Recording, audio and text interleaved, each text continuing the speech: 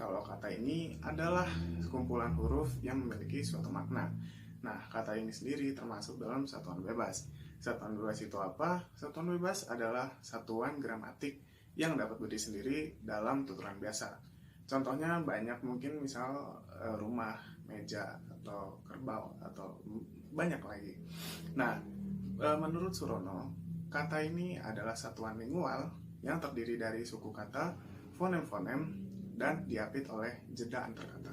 Oke, lalu kata sendiri memiliki kriteria dalam penentuannya ya. Yang pertama yaitu jeda antar kata. Misal dalam kalimat manusia memiliki akal sehat. Nah, dalam kalimat tersebut memiliki jeda yang bisa dilihat sendiri dan deskripsinya, yaitu jeda panjang di awal dan di akhir, lalu jeda antar katanya, yaitu jeda pendek ya. Lalu yang kedua yaitu arti dan makna. Menurut Brown dan J. Miller, arti dan makna ini dalam kata bisa disimpulkan sebagai satuan lingual yang memiliki satu kesatuan makna. Nah, dalam kalimat tersebut, misalnya dalam kata manusia, manusia ini memiliki arti atau makna makhluk hidup kita ini yang memiliki akal sehat. Nah, mungkin ada berbagai persoalan yang belum tentu bisa diselesaikan oleh dua kriteria ini. Misal dalam kata semi permanen, jika dalam kata semi permanen ini digabung katanya, maka ini masuk dalam kriteria pertama. Tetapi dalam arti atau maknanya, semi permanen ini memiliki suatu makna yang berbeda. Dua makna yang berbeda dalam artian semi memiliki makna setengah atau sebelum, seperti itu. Nah, permanen memiliki arti yang tetap. Jadi dalam kata semi permanen ini tidak bisa diselesaikan dengan dua kriteria ini. Selanjutnya, kata dasar dan kata turunan. Pengertian kata dasar adalah kata yang belum mengalami proses morfologi. Kata dasar juga belum mengalami pengimbuhan, perulangan, ataupun pemajemukan. Kata dasar biasanya ditulis sebagai satu kesatuan. Contoh, buka, gambar, main, lempar, tutup, ambil, dan lain-lain. Selanjutnya, pengertian kata turunan. Kata turunan adalah kata yang telah mengalami morfologi. Kata turunan disebut juga dengan kata berimbuhan. Kata turunan telah mengalami proses pengimbuhan, atau kata yang telah dilekati oleh imbuhan, baik yang berupa awalan, sisipan, dan akhiran. Contoh dari kata turunan yang pertama, kata gambar. Kata gambar dapat diubah menjadi menggambar, menggambarkan, digambar, dan tergambar. Contoh kedua, kata bermain dapat diubah menjadi memainkan, mempermainkan, dimainkan, dan dipermainkan. Contoh ketiga, kata melempar yang dapat diubah menjadi melempari, melemparkan, dilempar, dan dilempari. Dari ketiga contoh tersebut, kata turunan telah mengalami proses morfologi. Proses morfologi sendiri bisa juga disebut dengan proses afiksasi, di mana terjadi perubahan akibat fonem pada suatu kata. Perubahan tersebut dikarenakan kata-kata tersebut telah diberi imbuhan yang memberikan perubahan pada makna kata dasarnya.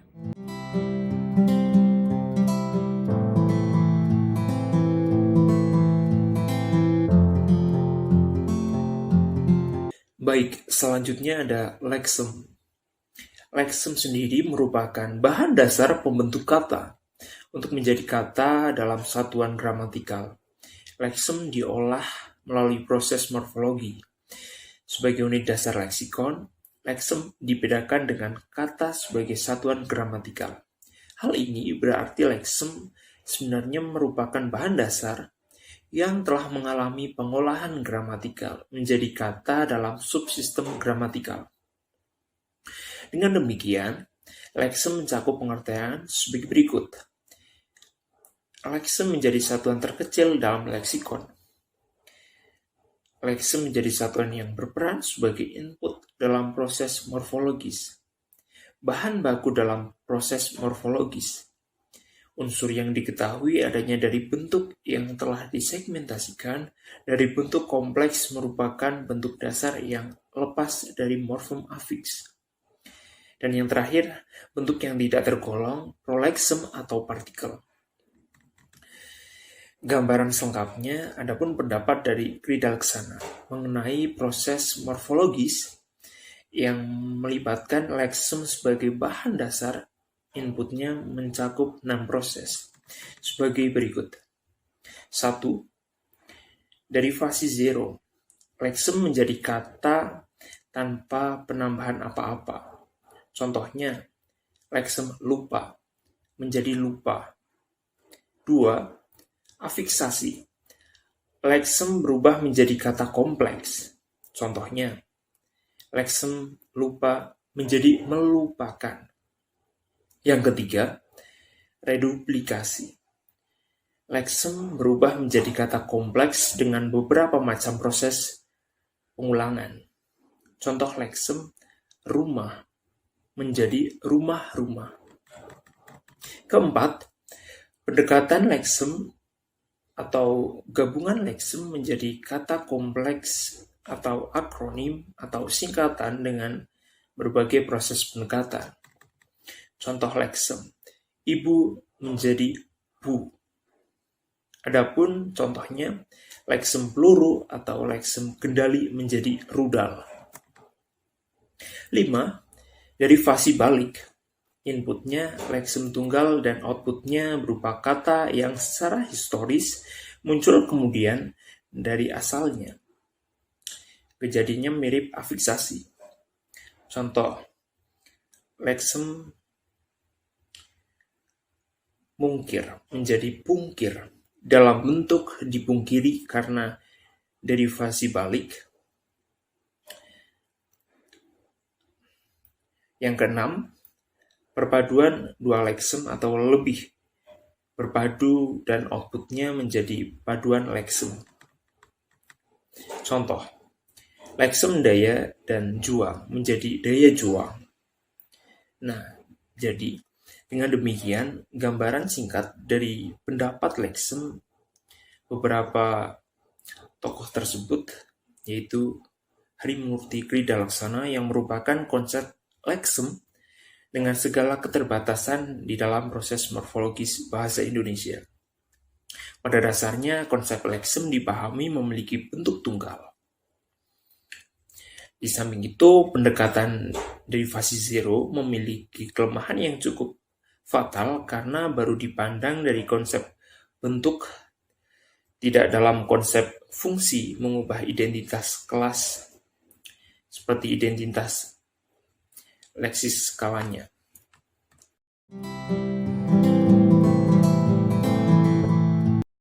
Morf adalah segmen atau unsur terkecil kata yang bermakna. Unsur terkecil itu secara morfologis tidak bisa dibagi lagi. Contoh, morf ber pada bersepeda.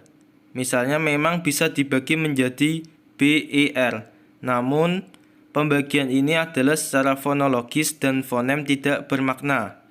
Tetapi fonem berfungsi membedakan makna. Pada kata perbantu, morf ber berbeda dengan morf batu. Dalam pemakaian morf, ber bisa mengalami perubahan bentuk menjadi be atau bel.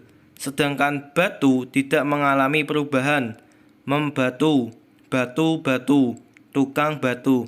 Jadi, dalam pemakaian ada morf yang tetap dan ada yang mengalami perubahan bentuk. Morf yang mengalami perubahan bentuk berarti morfnya bervariasi. Nah, untuk materi selanjutnya yaitu mengenai alomorf. Menurut Abdul Khair, alomorf adalah bentuk dari realisasi yang berlainan dari morfem yang sama. Dalam KBBI, alomorf didefinisikan sebagai anggota morfem yang sama, yang mana variasi bentuknya ini disebabkan oleh pengaruh lingkungan yang dimasukinya. Alomorf itu sendiri merupakan variasi jenis dari morfem. Dengan kata lain, alomorf adalah perwujudan konkret dalam penuturan dari sebuah morfem. Nah, jadi setiap morfem itu tentunya akan memiliki alomorf entah itu 1, 2, atau juga 6 buah. Atau secara sederhananya, alomorf merupakan semua bentuk yang sudah diketahui status morfemnya. Adapun contoh dari alomorf yaitu yang pertama ada melihat, kedua membawa, ketiga mendengar, 4 menyikat, 5 menggali, 6 mengelas. Sehubungan dengan alomorf menye, menge, seperti contoh di atas, maka muncul pertanyaan berupa apa nama morfem untuk alomorf itu? Maka dalam tata bahasa, nama yang digunakan adalah awalan me dengan penjelasan awalan me akan mendapat pengaruh sesuai dengan lingkungannya. Nah, dari sini kita ketahui bahwasanya perbedaan alomorf dengan morf itu sangatlah tipis.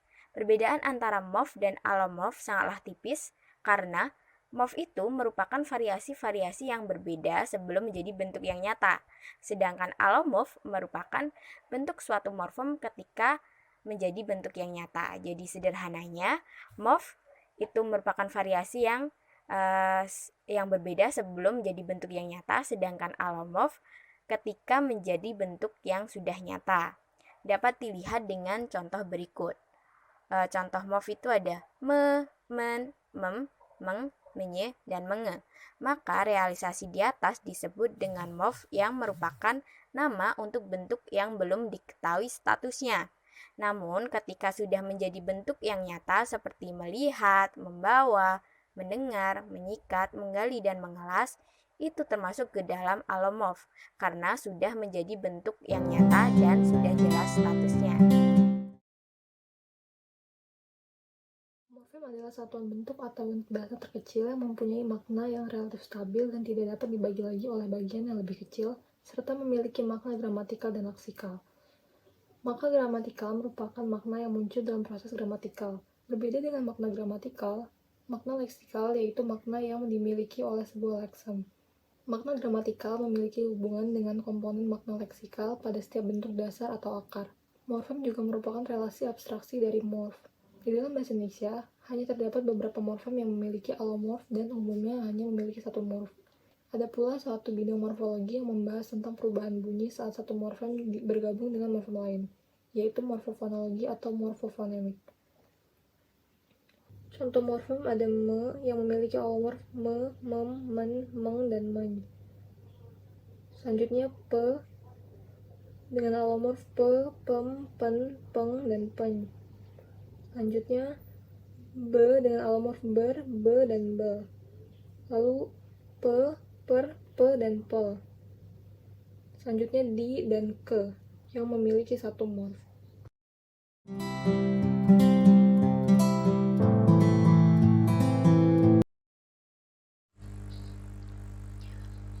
Klasifikasi morfem dan contohnya. Yang pertama, berdasarkan kebebasannya, jenis morfem ini dibedakan menjadi dua, yaitu yang pertama, morfem bebas adalah morfem yang tanpa keterkaitannya dengan morfem lain dan dapat langsung digunakan dalam pertuturan. Misalnya, morfem pulang, merah, dan pergi, yang berdiri sendiri tanpa digabung. Yang kedua, yaitu ada morfem terikat. Adalah morfem yang harus terlebih dahulu bergabung dengan morfem lain untuk dapat digunakan dalam pertuturan, misalnya henti, juang, dan geletak, yang membutuhkan morfem lain agar memiliki makna. Yang kedua, berdasarkan keutuhan bentuk, morfem ini dibedakan menjadi dua, yaitu morfem utuh dan morfem terbagi. Morfem utuh sendiri adalah morfem yang bagian-bagian pembentuknya bersambungan, misalnya ter, per, pohon, lihat, pun. Sedangkan morfem terbagi adalah morfem yang bagian-bagian pembentuknya tidak bersambungan, misalnya ke, an, dalam sebuah kemanusiaan, bukan merupakan penjumlahan dua morfem ke dan an, tetapi satu morfem saja. Yang ketiga, berdasarkan kemungkinan menjadi dasar dalam pembentukan kata. Morfem ini dibedakan menjadi dua, yaitu morfem dasar dan morfem afiks. Morfem dasar sendiri adalah morfem yang dapat menjadi dasar dalam satu proses morfologi, misalnya morfem beli dan makan. Sedangkan morfem afiks adalah morfem yang tidak dapat menjadi dasar dalam pembentukan kata, tetapi hanya menjadi unsur pembentuk dalam proses afiksasi. Dalam bahasa Indonesia dibedakan adanya morfem afiks yang disebut sebagai prefiks, infiks, sufiks, konfiks, dan bentuk kata yang berkonfiks. Prefiks sendiri yaitu afiks yang dibubuhkan di kiri bentuk dasar, seperti prefiks ber, me, per, di, ter, se, dan ke.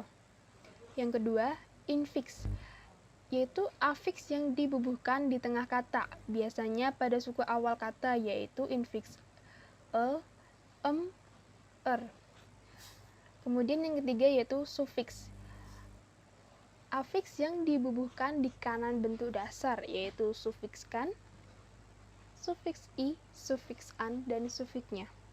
Kemudian yang keempat, ada konfiks, yaitu afiks yang dibubuhkan di kiri dan kanan bentuk dasar secara bersamaan. Karena konfiks ini merupakan satu kesatuan afiks, yaitu konfiks pe-an dan konfiks se-nya. Kemudian yang terakhir yaitu bentuk kata yang berkonfiks. Kata yang dibubuhi afiks pada kiri dan kanannya, tapi pembubuhannya tidak sekaligus, melainkan bertahap. Kata-kata berkonfiks yaitu me-an, me-i, terper, teper, memper, diperkan, dan teper-i. Yang keempat, berdasarkan jenis fonem yang membentuknya. Jenis ini dibedakan menjadi dua, yaitu morfem segmental adalah morfem yang dibentuk oleh fonem-fonem segmental, yaitu morfem yang berupa bunyi dan dapat disegmentasikan, misalnya morfem lihat, ter, dan lah. Kemudian morfem suprasegmental adalah morfem yang terbentuk dari nada, tekanan, dan intonasi. Dalam bahasa Indonesia tidak ditemukan morfem ini, tetapi hanya dapat ditemukan dalam bahasa Cina. Yang kelima, berdasarkan kehadirannya secara konkret, morfem dibedakan menjadi dua, yaitu morfem wujud adalah morfem yang secara nyata ada, sedangkan morfem tak wujud kehadirannya itu tidak ada. Morfem tak wujud hanya ada dalam bahasa Inggris.